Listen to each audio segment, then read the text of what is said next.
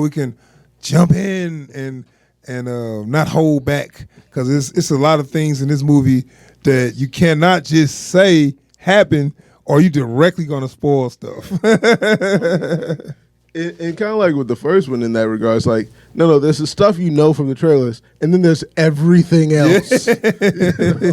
It's like all of that is like all the shit that isn't in the trailers is why it's a movie. Yeah. So okay, this is our spoiler discussion, and we just kind of gonna talk about all the characters in Deadpool 2, and starting off with the title character, Deadpool. Yep. Ryan Reynolds. How do you think of Ryan Reynolds just do as Deadpool in general? You know, I like seeing him handle some of the more serious stuff again. Mm-hmm. Like, because a lot of my favorite moments for him were like the Wade Wilson moments, you know. Mm. So I was wondering, because I was wondering myself, did you not like that? Because in the first one, it seemed like he was never serious. And this one, they had some, like, him and his girlfriend had a lot of serious moments in this movie. And I was like, oh, this is kind of a different tone, I guess. Especially like getting to see him at his lowest. Mm-hmm. You know. You talking before she died? Oh no, I mean you mean right after she died? I'm sorry. Yeah. So I was talking about like before she died.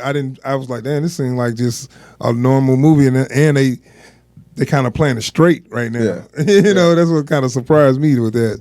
You know, and like seeing him after that, like especially Deadpool as a self-destructive force. Yeah, like, but I mean he's always been lackadaisical about it, but like he's never like very rarely do we get to see him seeking an end. Yeah, you know, and so like with that, it's like you're never sure how to take it. It's like, nah, this is Wade. This is that dude that never shuts the fuck up. This is that fun guy. Yeah, he was. Yeah, you know what I'm saying. I liked him, and then but the same problem I had with the first one. Or just with Ryan Reynolds in general, man. Sometimes he just don't know how to stop a joke. Yeah. To me, you know what I'm saying? Yeah. As well as like I want to see something kind of serious, and he like, oh well, you know, he always got a joke. I feel and you starting to wait. Here come that joke. Because I feel like Ryan Reynolds is what happens when you have like the brain of a comedian without the emotional issues that most comedians have, like the insecurities and like the you know some degree of self-loathing and you know and so with most comedians they mask that with the comedy brain.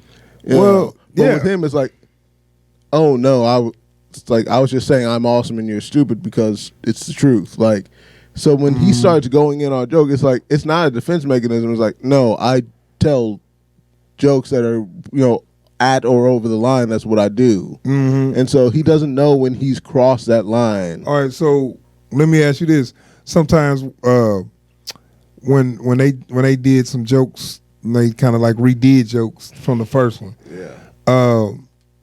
Was any of them kind of like, I ain't feeling this. Okay. Why is your hand small again? I would say specifically. That's not my hand. They basically did that same gag. Yeah. They just used his lower half instead of his hand or whatever. Yeah. Was that did that work? You didn't feel that? Like I felt it until they felt the need to show it. Like it was okay. It was just the fact that to me I was like, right. It wasn't all that because it wasn't a shock because they already did that. Like we get the idea behind it, you know. Right. That's what kind of take the weight off. If this was the first time them doing this joke, then you would be like, "No, this is funny shit I've ever seen." But you done this joke before. You just doing it a different way. You know what I'm saying? Exactly. And that's kind of like sequelitis. When you do that shit on part 2, that's just a lazy way of. And speaking of that, when he said that's just lazy writing, you did a lot of lazy writing in this movie, but you got away with it because you said it. Right.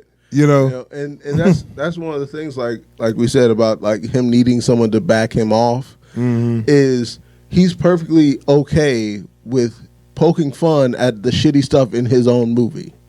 Right. During his own movie. Right, but see, I was thinking like, man, he got an excuse to put shitty stuff in the movie because he said he is shitty. Yeah. So that means he ain't got to try. Right. So I was like, you know what? I don't know about that one, man. I think you kind of you gotta you giving yourself a pass on that. And it's especially hard to take when you consider how much like legwork he put in on advertising this movie. Yeah, you know, like him telling you, no, it's the best Deadpool you've ever seen. You know, there will never be a better Deadpool movie until I make another one, which I won't, but I probably will. You know, it's like I'm almost more sick of him talking about Deadpool than I am of him being Deadpool. Yeah, and I'm thinking like stuff things he was doing. I was like, man, ain't nobody want to put up with that shit. Where he just shot the guy in the head. Oh, this guy been hurting you? Bah! Shot the dude in the head. Like, okay, man, come on, man. Yeah. We don't know who the fuck this dude was. Or maybe he was like he looked creepy, so I shot him. Yeah, and then it's like, okay, nobody want to put up with that shit, man. Especially not no superhero team. You know what I'm saying? What would Captain America do right now? If you just shot somebody in the head without no kind of warning or no reason, you don't even know why you just shot this dude in the head. And again, that's reusing a joke like when Colossus is trying to give his great speech towards the end of Deadpool. The original one? Yeah. Okay. And he just goes ahead and Deadpool just goes ahead and shoots Ajax in the head. Yeah. It's like, okay, that was great then in that moment. So it's like he tried to recycle that or something. Yeah. And it was like, it didn't didn't hit. But it pushed the plot along. Especially because it was a callback. Yeah. He went and gave the speech back, Yeah. So we can move on. Ryan Reynolds plays like he always played. And I think, he shouldn't play it no different.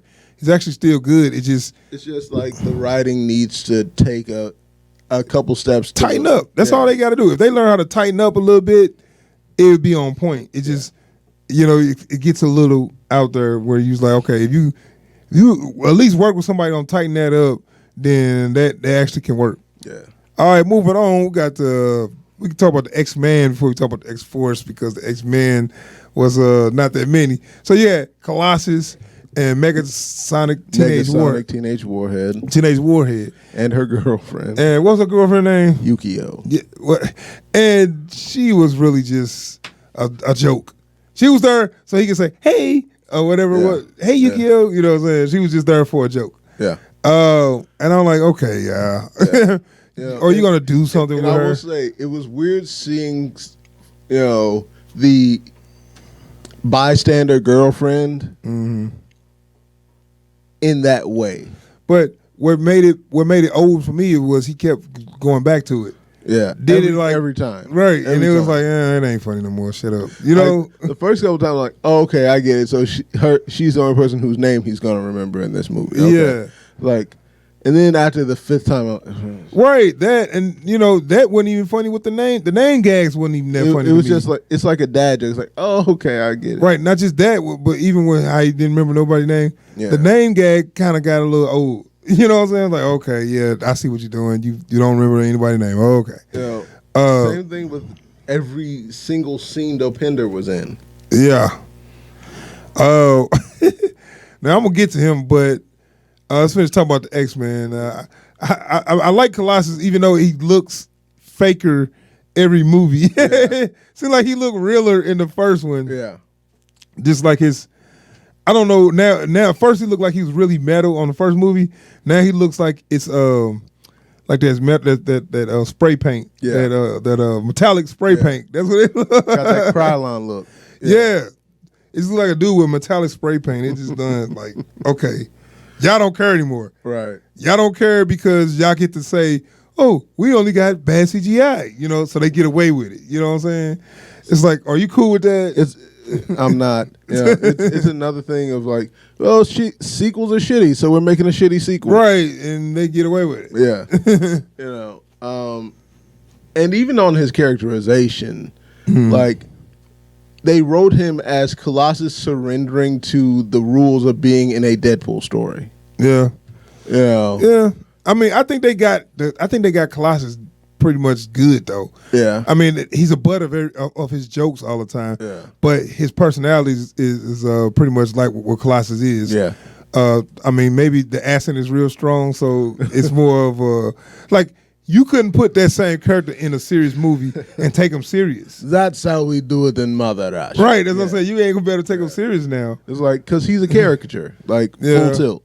And you know, and they never did him no justice in all the other X-Men movies. That's true. So I think this is probably the best Colossus they had on screen, dude, for real. It really is. It really is. So all the rest of the X-Men gave it a little gave us a little cameo where he said the same thing I said. Why they only got the same X-Men? Why can't they give why can't a different X-Men show up or whatever? And then they showed all the X-Men in the other room, just like close the door, like don't come in here. Like, got Beast, Cyclops, Quicksilver, like a couple other people. Yeah, I know. I was like, I want to rewatch it just. So I have to go back and watch that scene again because I didn't see who all was there. Right. But it's all. I guess it was all the people from Days of Future Past. Yeah. Apocalypse, and then like just the slow closing of the door. Don't let him know where. Yeah, you know. And so I'm like, so when they know Deadpool's coming, it's like everybody go hide. Or yeah, and Colossus got to deal with it. It's like, no, he already knows you two are here. Right. So I thought that was actually funny. I actually laughed at that. But other than that, it ain't too much with the X-Men. Right. So we're gonna move to the X-Force. The X-Force is the team that Cable is the leader of in the comics, not anymore, but back in the early 90s. So let's go down the list of all the members of X-Force. You had Terry Crews. What is Bedlam? Bedlam. Yeah. So yeah, Bedlam. His superpowers is control electric fields or something like that, even in your brain. Yeah. And I was like, okay, why they got Terry Crews playing this role? Is he gonna lift a car? I mean, because that's what Bedlam looks like. I looked him up. He's not real big like that. He's not that big, but that's like he's taller. He's tall he's about that tall, maybe a little shorter. He's not quite that big, but like he's in the ballpark. Okay, well that's fine. That's fine. It's just that if you got Terry Crews and his arms were like freaking popping out the screen, and I'm looking like, you got Terry Crews, you ain't gonna use him to beat nobody ass, you know what I'm saying? And where I get to that is I'm gonna get to what ended up happening to Terry Crews when I talk about the whole team. So I just do it all in one. The whole team they died in their first mission, and I'm thinking like, you got Terry Crews there, and he didn't do nothing but die. It's like, well, you could have had anybody do that then. Yeah. I mean, but like, and everybody got it. Like, so you got Shatterstar. Yeah, Shatterstar, which I remember him from the comics, and I was telling you he's got pretty much Deadpool powers or his skills, his abilities, his abilities. You know, I don't think he got a healing factor, but he got. Yeah, you can't come back from that. Yeah. And like he's always had like two swords and two guns, right? Yeah. Just like Deadpool, And I didn't know he came from Planet Mojo, but I knew Planet Mojo was connected to that universe or whatever. But he didn't get a chance to do nothing. His main thing is he got the rat tail. Yeah. That long ass rat tail. Like that dude got some real like next level Lady Gaga wannabe. And did they let you you think that was they telling you how stupid a rat tail is by having his rat tail getting in his face? I feel like it's like the cape joke from Watchmen. You know. Like, his cape got in the way. Yeah. It's like the one dude in Watchmen got hung by his own cape. Yeah. You know? And like and so but this is like, probably should have done something about that hair. Like his hair was all in his face.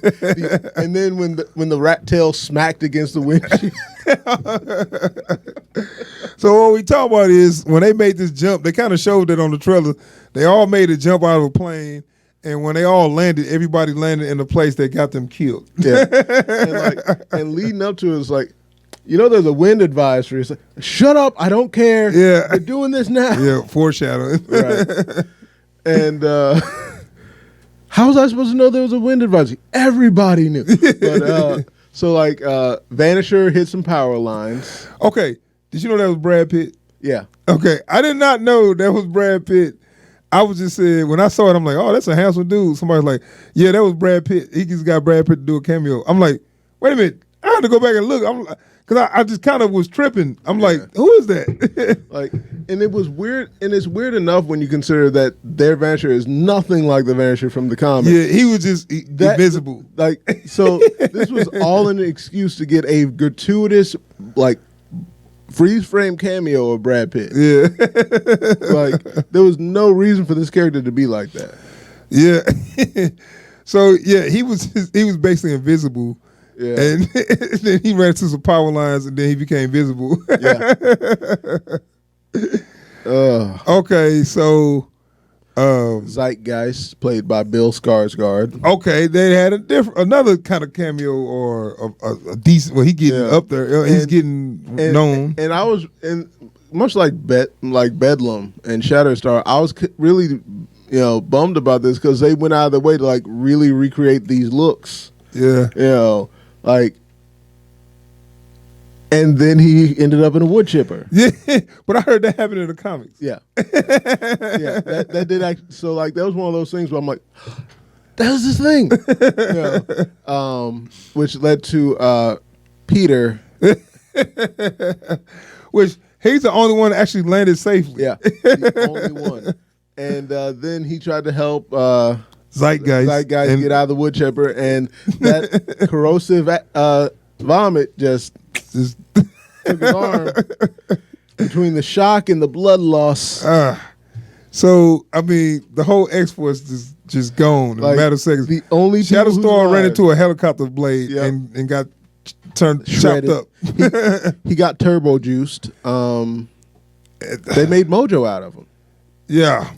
So the whole X-Force team gone except for Domino. Domino used her power of luck to actually she actually landed right where she needed to be. Yeah. So now we talked about her power. So she had I think one thing that happened real cool with her powers was which it was just luck, but the mirror started spinning, and he like, what's that gonna do?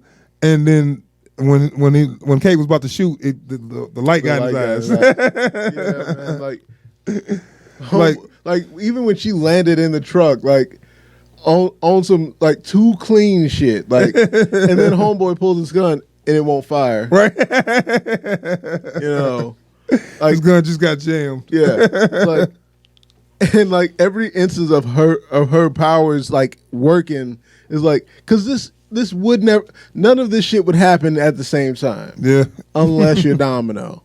And so like even at one point like she has to go back into the truck to do something. Like, and first of all, the exact Lady Luck take the wheel.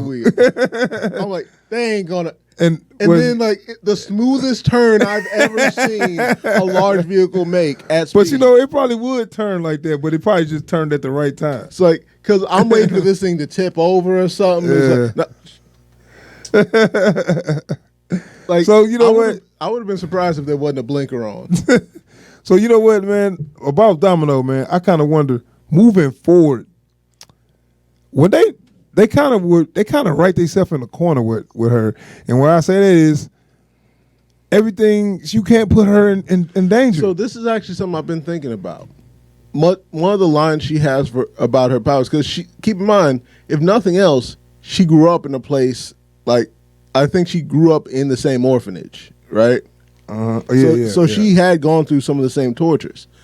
It's not that nothing bad can happen to her, but she has... It'll happen. She'll end up being... Because she has good luck, but she also has strange luck. She always ends up where she needs to be. So she might just be trying to walk down the street to get a cup of coffee, end up getting snatched, and end up in Vietnam having to save somebody she was supposed to save. Okay. Yeah. I mean, I hear you, but that's what I was thinking, like, well, it ain't going to be no tension because you already know everything going to happen in her favor. True. Where it's like where we gonna feel like something gonna happen to her? You know what I'm saying? I feel like you would have to put her up against someone like, and I can't even say that because she ain't got the skills to stand with her, but like a Black Cat, someone else whose power is like shit. Bad look. Yeah. Well, because like because the thing is, both of their powers work in much the same way of shifting probability. Oh, so, right. She got good luck. So like Black their Cat? so their good luck is inverse to the bad luck they generate around them. Mm. You know, so it's just that Black Cat's is shifted more towards causing bad luck, and Domino's is shifted more towards having good luck. Yeah. Well, but it's both of their powers just shift probability in their favor. And you know, and I like I said, I liked it, but I started thinking about it. I was like, well, shit. Every time if anything bad happened to him, I'm like, well, where was that good luck? You know what I'm saying? So that's why I was like, man, that might be a problem moving forward. Well, later I with think that like in the comics, they've gone out of their way to say like, if there's no chance, there's no chance. So like, if it's completely impossible, she's still screwed. Yeah, I don't know though. It's like she was getting everything she needed. Yeah. But like, so if she gets backed into a corner, it's like, well, you either get shot or you get blown up. Whichever one she can survive. Okay, is the one that's going to happen. So let's talk about Cable now. So Cable come out of nowhere. Cable in this movie, you know, he start off in the future and he just loading his weapons and then he just come. Yeah. And then I come for the boy. You know, are you cool with how they handled that, man? Because like to me, it's like out of nowhere, I'm a kid killer. Yeah. It's like, so. I mean, we knew, I figured it was, okay, because in the future he must be a villain or whatever, you know. And so we probably, you know, you and me, we figured that out already, you know, much of the audience probably did. But like, to introduce your character with that mission and have no backstory given. Yeah. And not give any of it until the last second. Yeah. You know. Oh, you know, I heard that the guys that when he took the truck from, one of them guys was Matt Damon. That's what I heard. I'm not sure if that was true or not. I'm gonna have to look into that because, like, I was looking at him, I'm like, wait a minute, is this a cameo? I guess he probably had on some, you know, some makeup or a big beard or something. Yeah. I can't remember.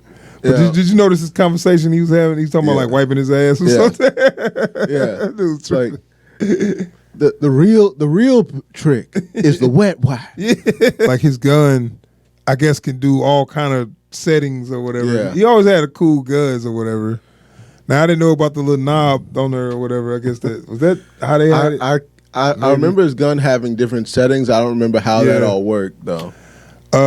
Now let's talk about he had a shield with his arm, which I thought was sort of a cheat because first I seen it was cool, but it seemed like anytime he had any kind of way that you say, how you gonna get out of this?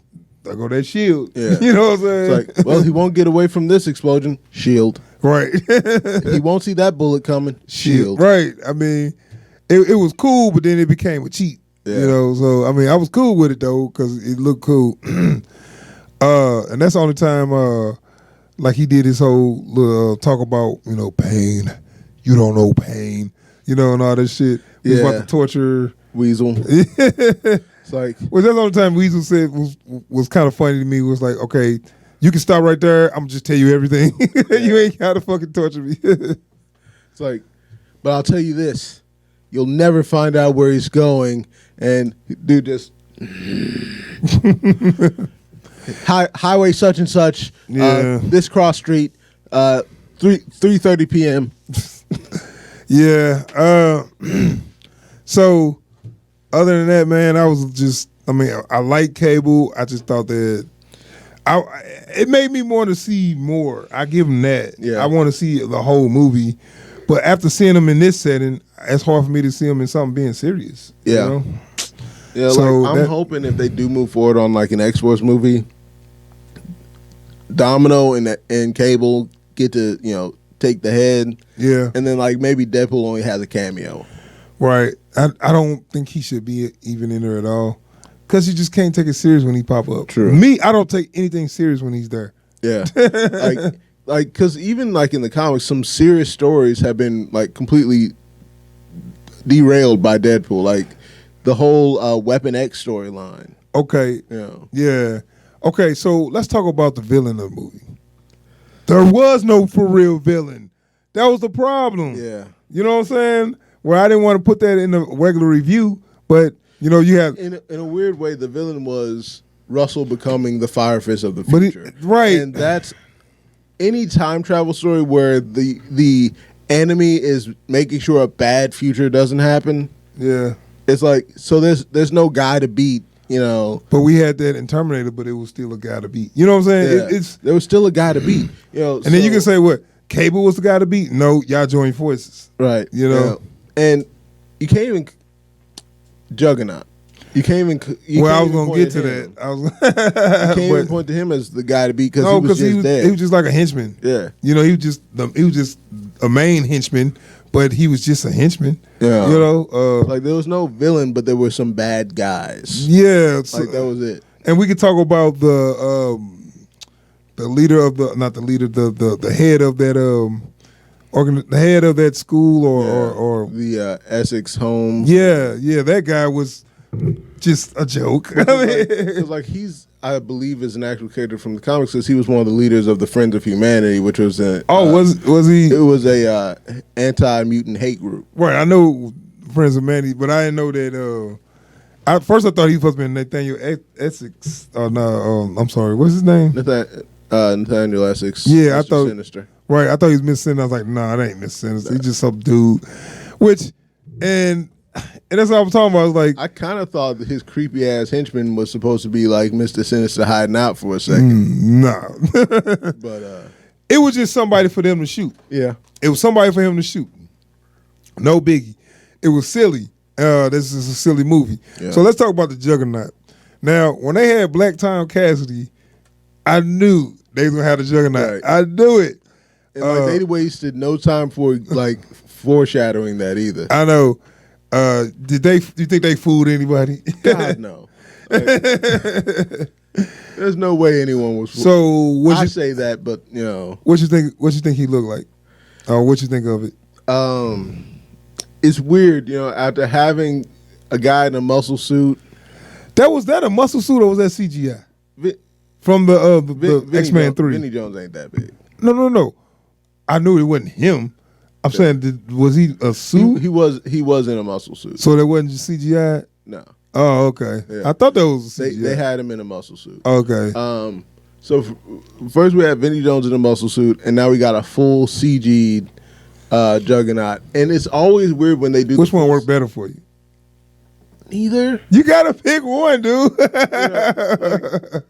In a weird way, like I had to say the muscle suit just because he's more relatable as a character in that one, and that's less to do with how they present him and more the to do with how they CG didn't look good. I think that character worked better as a CG character because how big he is. It looks ridiculous if anybody tried to do it without it. The problem is, like, I want to know how much of him is rendered without the helmet because he does not look like a guy. I think just the head. Yeah. The rest of that body was fake. Yeah. Had to be. You know, like, and so I don't know who they could have. They got away with it though, right? They didn't mocap because that cost more money, so they wanted to go the cheaper route and just do the CG. But what he say? Here comes a CG battle coming up. You know what I'm saying? Yeah. Where you got away with the bad CG because we called it. Right. Yeah. Right. Yeah. Like, you can't call a bad shot just to excuse giving a bad shot. Like it works, and you trick me into thinking, oh yeah, right, like they do. You know, it's like, you know, even the fucking superhero landing. You know. Yeah, that was another joke. A recycled joke. Yeah, you know what I'm saying? It's like, and especially because like the fight between Colossus and the lady Angel. Okay. Angel Dust in the first one works. Mm-hmm. If only because it looks like a real fight.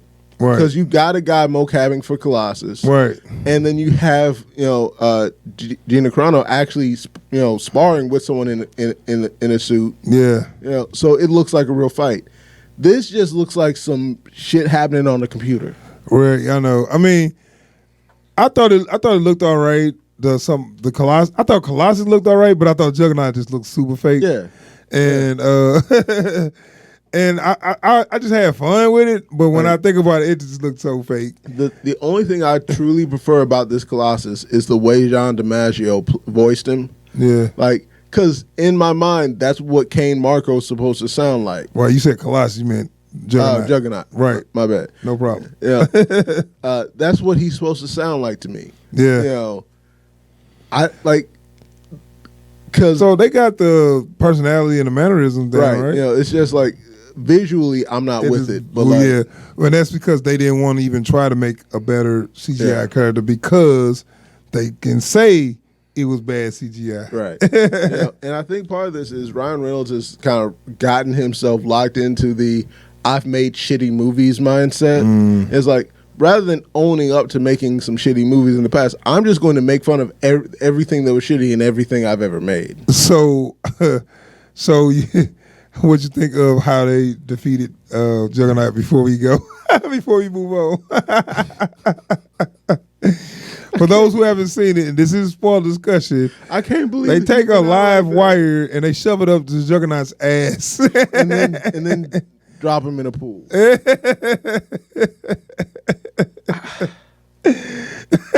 What?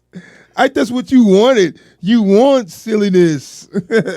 And y'all have heard me mention the line, "This is how we do it in Mother Russia." That's what that line was in reference to. It was in reference to shoving a live wire up someone's ass and dunking them in a pool. Putin would be proud. Don't kill me with radioactive materials, please.